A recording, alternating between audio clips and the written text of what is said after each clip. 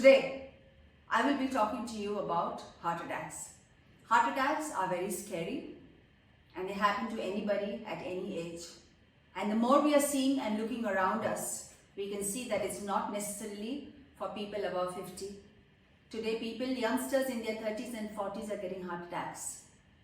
And I don't want you to think that it doesn't happen to you, God forbid.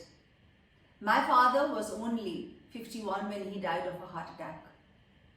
And ever since then, I'm on a mission to help people to prevent a heart attack, get fit and get healthy. Hi guys, my name is Dinas. I'm speaking to you from my home office here in Hyderabad. And in today's session, I will be talking to you all about heart attacks and may give you some brief information which you can absorb and digest. First and foremost, you need to know that there are some risk factors involved. According to the American College of Sports Medicine, which is the ACSM, the American College of Sports Medicine, they do all the research and they lay out the risk factors and they lay out the guidelines. According to the American College of Sports Medicine, there are a few risk factors for you possibly could get a heart attack.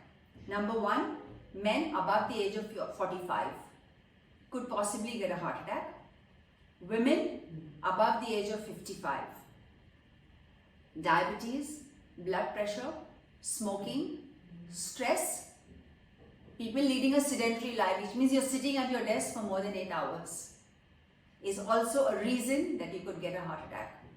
But today, top on the list is stress.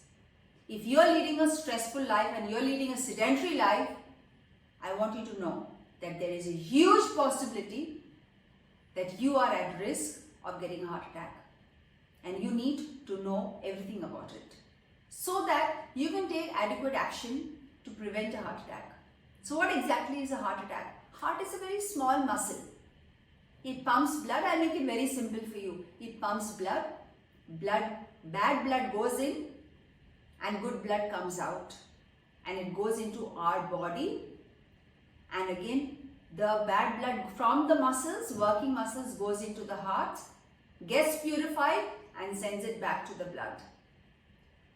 Sometimes the walls of the heart, remember it's a muscle, so the walls of the heart would have thickened because of plague, bad diets, KFC, fried foods, sweets, cholesterol deposits over there, junk food, eating a lot of food, obesity is also a risk factor. Because of all these reasons, the walls of the heart might be thickened and the arteries start getting thickened. And sometimes when the blood goes in for purification, there is a constriction over there. And the blood does not come back to the working muscles and the blood does not go back to the brain. If the blood does not go back to the brain, even for a fraction of a second, you are going to get a stroke.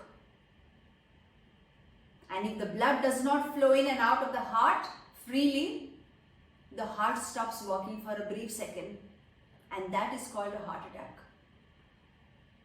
There are several types of heart attacks. I am not a medical doctor, but I can only tell you that there are asymptomatic heart attacks and symptomatic heart attacks.